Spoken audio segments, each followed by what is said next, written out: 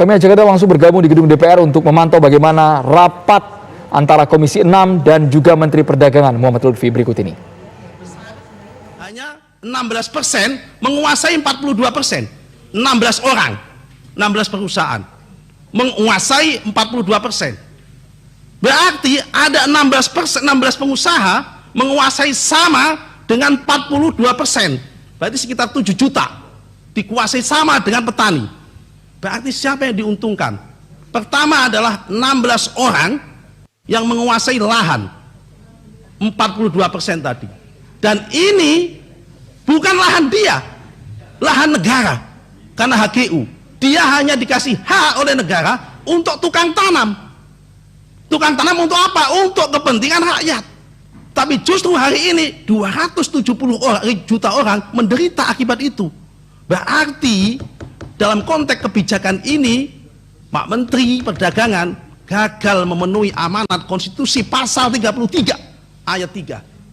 Dalam konteks ini, saya tidak emosi, tapi ini fakta.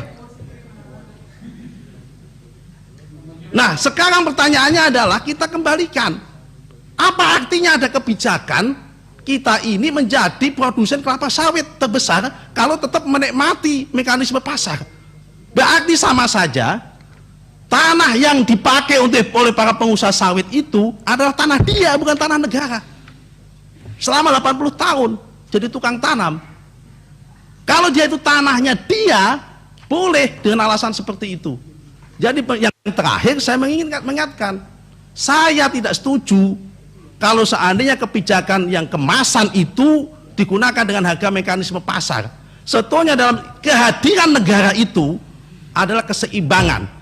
Ketika rakyat itu tidak mampu lagi membeli daya beli, maka ada keseimbangan.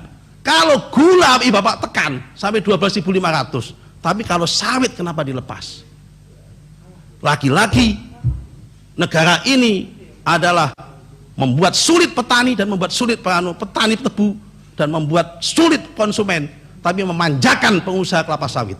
Sekali lagi, memanjakan pengusaha kelapa sawit. Dari kelapa sawitnya saja 1 hektar dengan asumsi 2 ton dia mendapatkan 7 juta dengan harga 3.500 3.600 belum dikonversi menjadi CPO, belum dikonversi menjadi kelapa sawit. Pak Rudi Hartono ini punya kebun pasti paham tentang angka itu, berapa kenikmatan yang dinikmati oleh para pengusaha itu. Dan ini justru tidak ditekan tapi malah dikasih kesempatan untuk lebih terakhir. Yang terakhir, atas dasar apa membuat HET minyak curah itu 14.000? Kemudian kan tidak ada subsidi, atas dasar apa? Kemudian tiba-tiba muncul 24.000. Saya mau tanya, ongkos packaging itu berapa? 500. Saya udah tanya paling tinggi 1.500.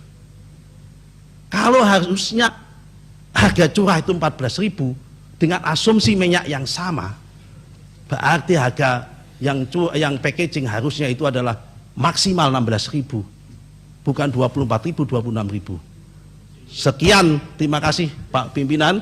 Saya berdoa, ya kan, semoga doanya Nabi Muhammad SAW yang soal kepada pemimpin tadi tidak menimpa kita semua, termasuk menimpa kita sebagai wakil rakyat. Senantiasa kita berjuang untuk tidak mempersulit rakyat, tapi ingin mengangkat harkat dan martabatnya rakyat.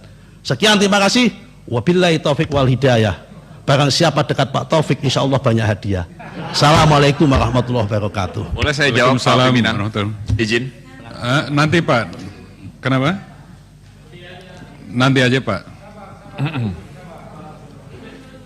Kita lanjut ke Pak Sony dulu.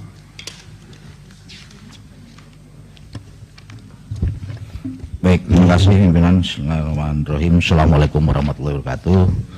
Yang saya hormati pimpinan beserta segenap anggota, Pak Menteri beserta jajaran. Sudah pukul 5, pembahasan mengenai harga komoditas dan kesiapan Kemendak dalam stabilitas harga ini agak panjang karena memang kemarin kegaduhan begitu luar biasa.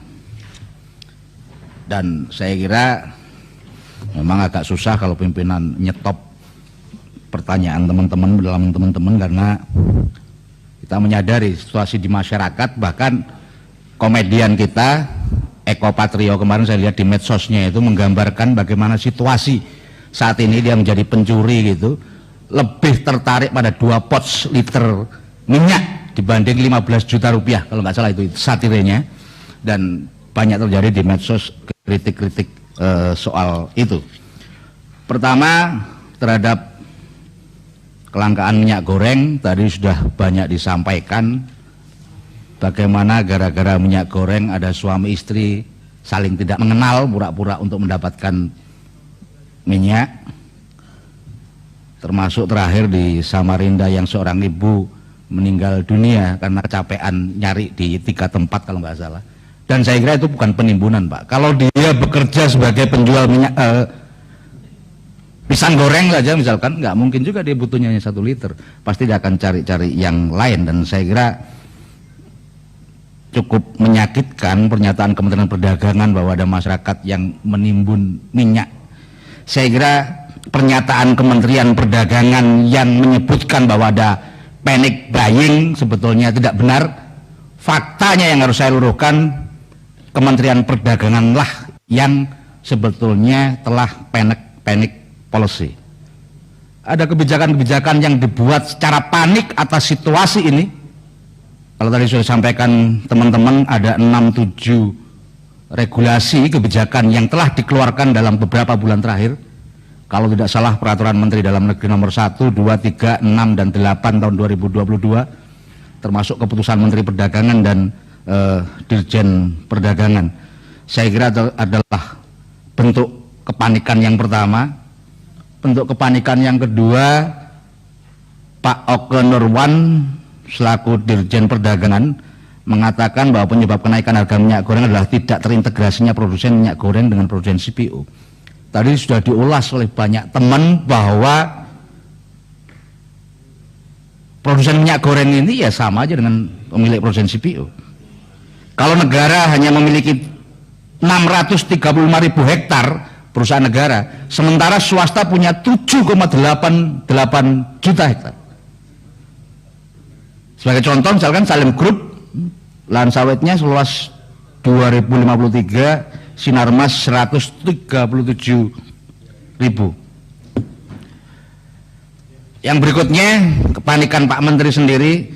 Kalau saya baca di media massa, Pak Menteri ketika Pak Menteri melakukan kunjungan ke Marunda,